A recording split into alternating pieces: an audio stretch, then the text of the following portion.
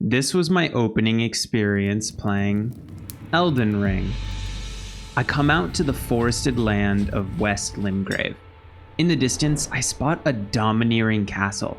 This is my goal. I make my way towards the castle, jumping through enemies on my trusty steed. Don't you dare say a stupid horse name. Gertrude. God damn it. I am invincible. I come to a bridge where I'm stopped by this cutscene.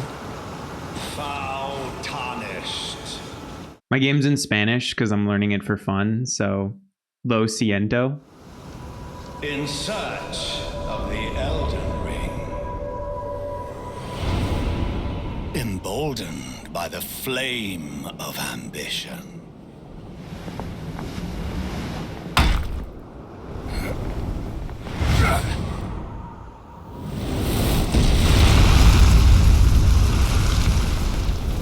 Someone must extinguish thy flame.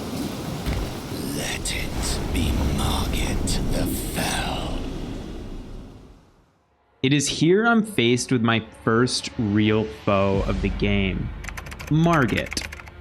A Google search reveals Margit is a feminine name, blending Latin and Greek origins, exuding shimmering beauty to match your little treasure.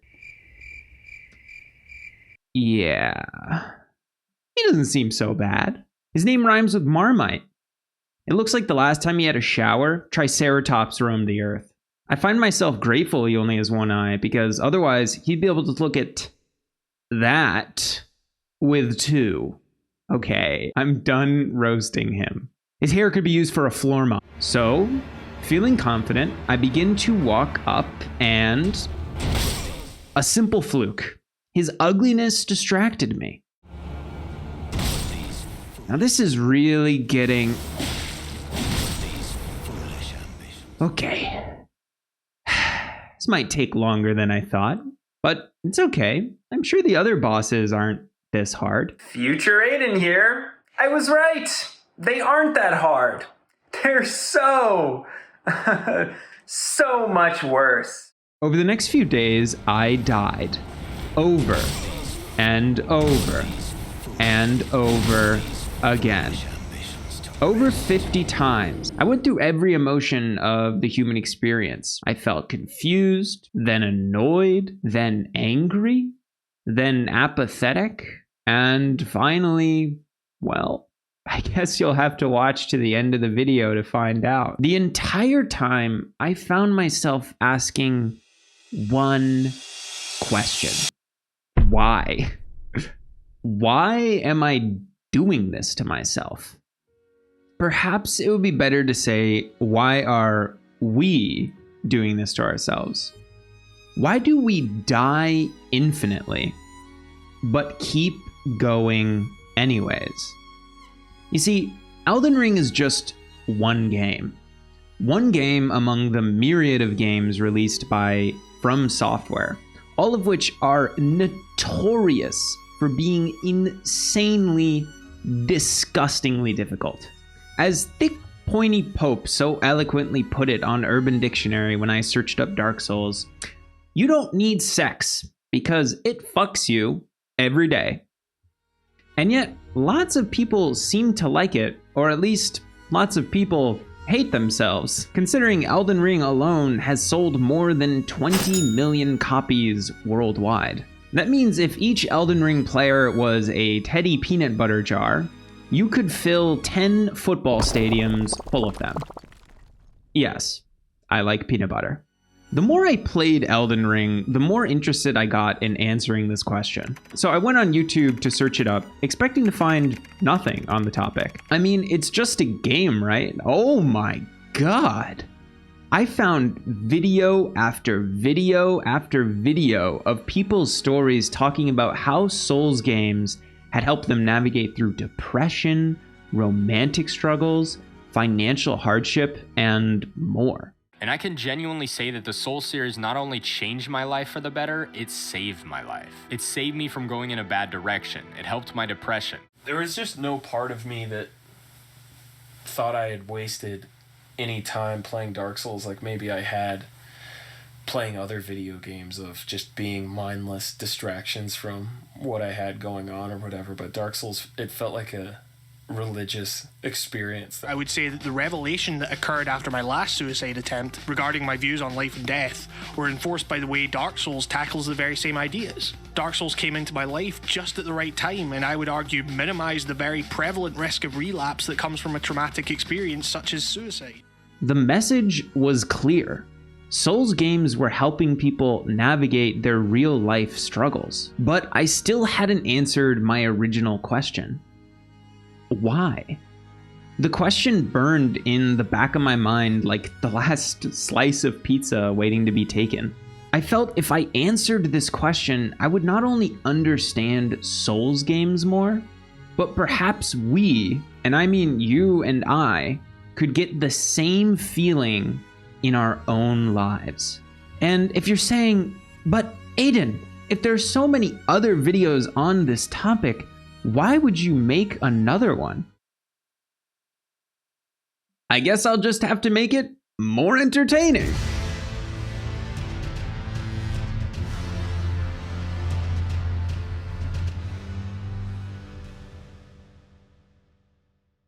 Almost nothing in life is certain. You could improve your physical fitness, doesn't guarantee you'll get a date. Your parents could call and say they got cancer.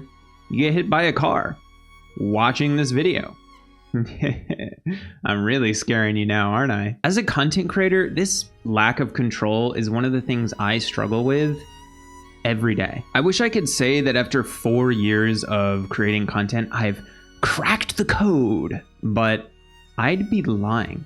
Every video, I still get chills thinking how it will do. I put my soul into my creations. When people feel a video isn't worth anything, it can feel like I'm not worth anything. Sometimes videos I think are incredible get almost no views whatsoever. Instead, videos I think are gobbledygook get all the traction. Like, watch this to finally understand the Zettelkasten method in Obsidian. What the fuck? In the chaotic, unpredictable reality that is life, video games like Elden Ring provide a sanctuary of control. An arena where you know for certain that with enough effort and enough time, you can overcome any challenge. Lady Luck isn't going to help you or hurt you. It's you against this Dunkin' Donut guzzling Smo and nothing else. All defeats are attributable to you. That's terrifying. And yet at the same time, it's liberating, because in turn, all progress is attributable to you. There are times when you will feel powerless. Unlike other video games that hold your hand, the Souls games purposely put you at a disadvantage in almost every single fight. Here you are, a 5'7" scrawny human who looks like the word gym isn't even in their vocabulary. And you're up against Dr. Hair Mop. And you're up against Elder Dragon Grail. But unlike the bosses, you have the ability to get better with failure. Learning their movesets, learning their weaknesses, learning the dance of battle. And once you get it, eventually you will experience the power fantasy that other games give you off the bat. And you will feel like a god. The difference is you'll have earned it yourself. The only true failure is giving up. In the Souls community, there's a name for this: going hollow. Accepting defeat. Stopping trying because you don't think there's any point in going. Throughout the Souls world, you see countless beings, even environments that look like they've gone hollow. You can't become one of them. If you can defeat the very embodiments of fear, depression, and anger, just imagine what you can do in real life. You can persist in going to the gym. You can trudge through the hell that is online dating. You can make your career ambitions work. Like and subscribe. Don't just take my word for it. Hear what some other people are saying. And I stayed consistent because I enjoyed it. And through that, I learned that consistency was the key to success in anything. Practice makes perfect. And it made it much easier to try new things, knowing I'm guaranteed to succeed eventually if I just put in the effort. It's clear the Souls games have driven into people the value of persistence, responsibility, and taking a shower. But we still haven't fully answered the question. Why are we doing this to ourselves? Yes, learning about control and persistence and responsibility is valuable, but nobody is forcing you to play the Souls games. You could stop at any time. The answer to this question gobstopped me, because it isn't just profound for why people play Souls games, it answers why we do anything.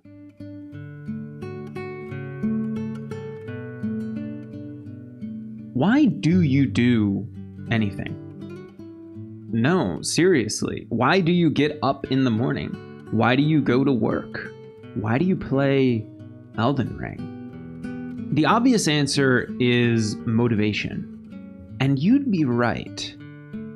Partially. You see, not all motivation is equal. The motivation you have for playing Elden Ring isn't the same motivation most people have for going to work. To see the difference, let me ask you a simple question. Why does would you continue going to work even if you weren't getting paid? The answer for most of you, unless you have Scrooge McDuck levels of wealth, is probably no. And if I offered you to play Elden Ring for payment, you probably wouldn't enjoy it as much, which is something many people who have done something intrinsically and then gotten extrinsic reward have felt. Clearly, the motivation driving most people to go to work and to play video games isn't the same. So, what's going on here? In the 1980s, psychologists Richard Ryan and Edward Deci realized this and studied the nature of motivation. The product of their research was in realizing that some things motivate us extrinsically and some things motivate us intrinsically. Extrinsic motivators give us an extrinsic reason to pursue something like grades, money, or candy. Intrinsic motivators give us intrinsic reasons to pursue something for the sake of the thing itself.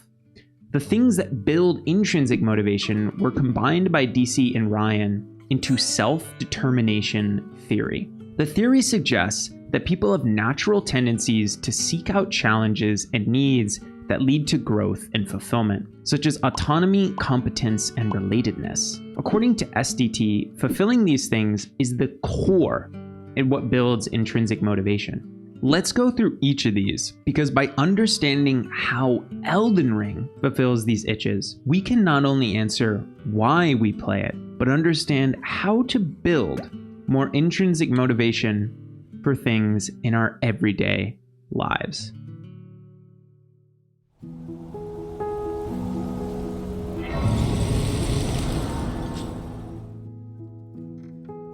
Autonomy is your degree of control over what, when, why, where, with who, and how we do something, as well as feeling there is meaning behind these choices.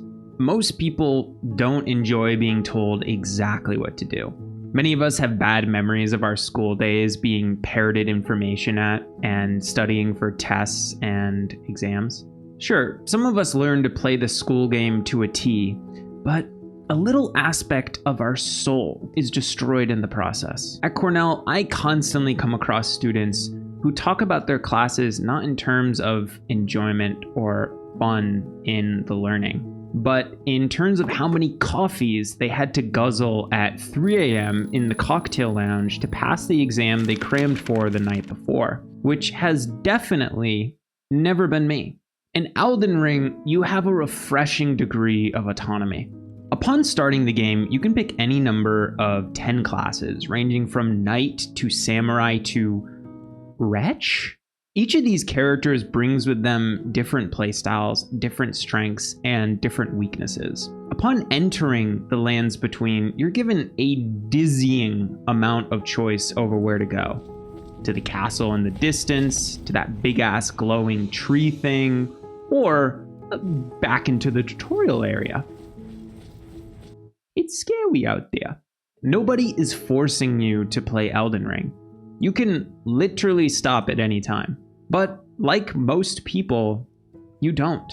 You love the degree of autonomy it gives you. It's a breath of fresh air in our normally controlling society. But if autonomy was all Elden Ring had, you might pick it up for a few hours and then put it down again. There's something that keeps you coming back again and again.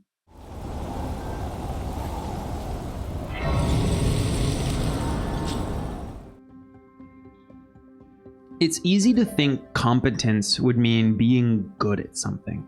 But if that were the case, we would all stop playing Elden Ring because most of us suck. What competence really is not just the feeling that you are good at something, but especially the feeling that you are improving at something. In real life, this can be so hard to assess. I wish there was a level up bar like in video games whenever I was doing an activity, because that way I'd really know if I was getting better over time. In Elden Ring, however, there is an immense sense of progress.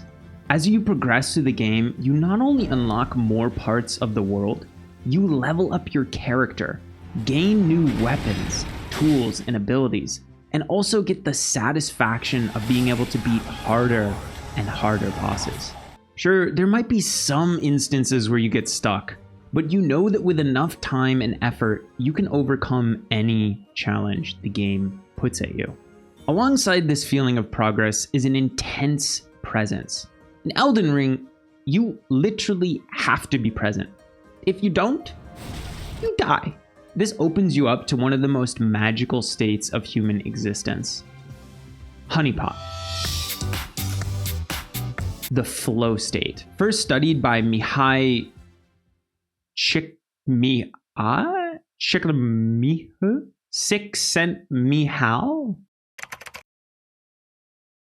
Mihaly Csikszentmihalyi.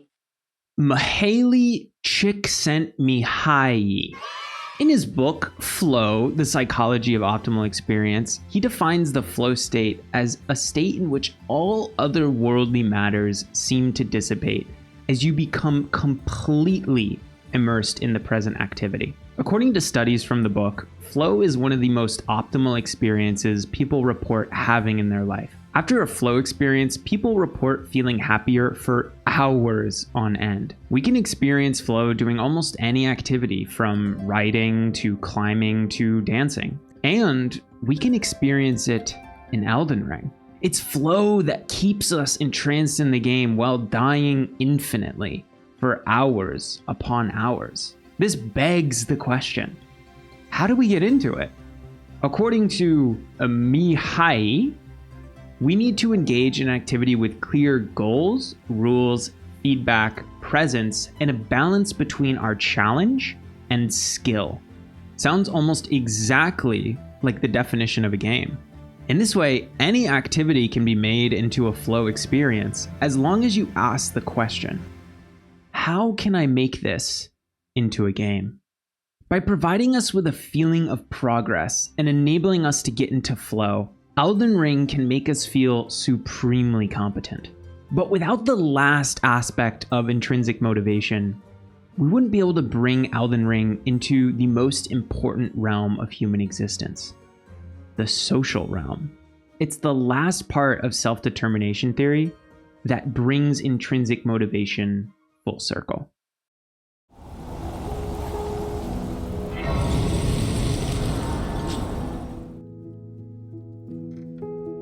Relatedness is the feeling that we are connected to and matter to others. I've played a lot of games and found in general that gamers can be quite toxic as a group.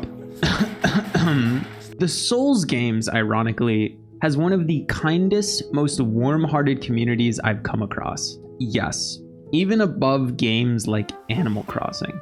Why is the community so good? One of the mechanics which aids this is your ability to write messages to other players. There were quite a number of times where I came across a warning to an enemy up ahead, or a signal that there was loot somewhere, I never would have known unless someone else had told me. Granted, there were also a few times where someone told me to jump off into an abyss for gold, but those were the exception.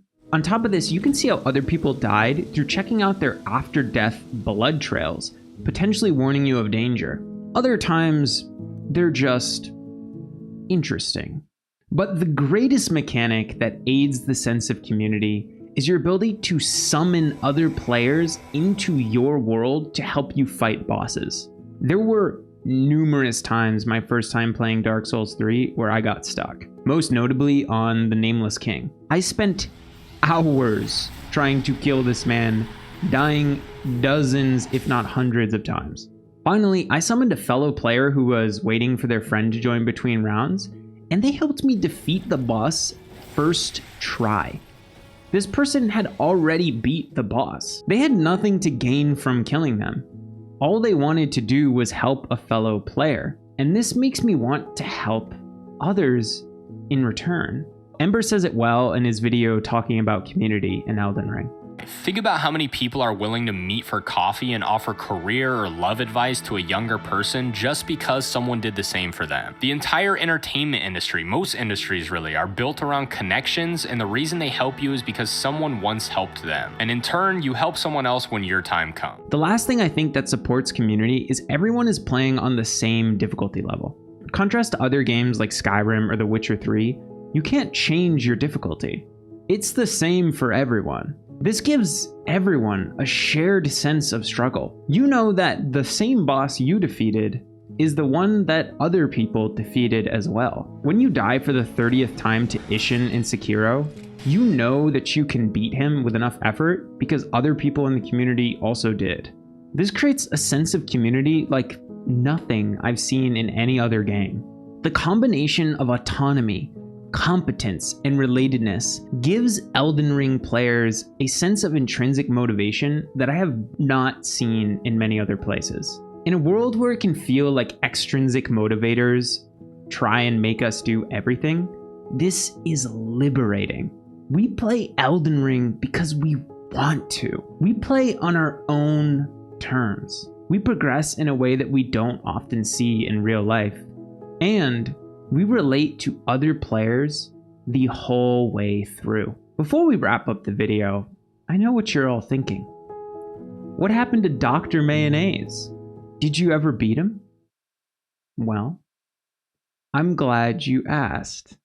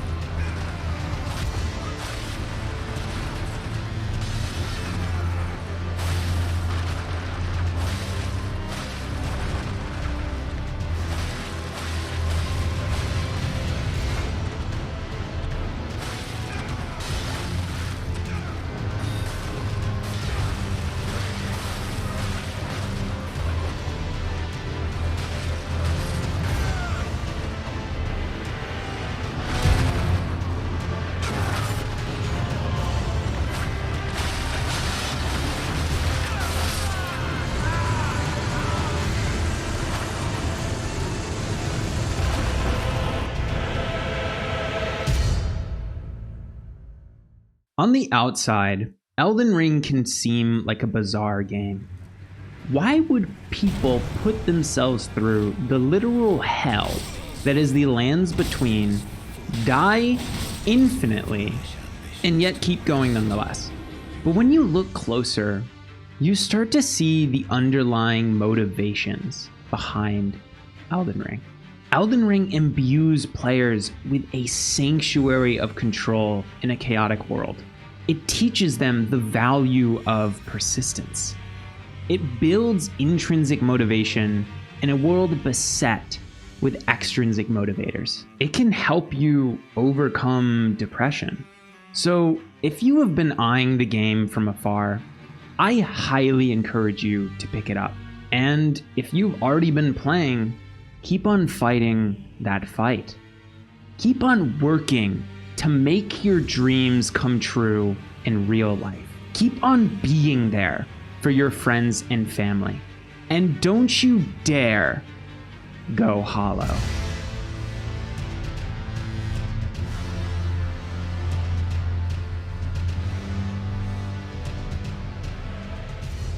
If you enjoyed this video, you should check out Self-Learning Quest. This free video course helps video gamers learn to make self-learning outside work and school the most fun game imaginable, using science-based meta-learning and gamification techniques. Stay focused, maintain motivation, and learn faster outside work over 5 days. The average person spends 2/3 of their life outside work, and if you're like me, 3/4 of that is spent playing Souls games. Who would you be if you used even 10% of that for learning?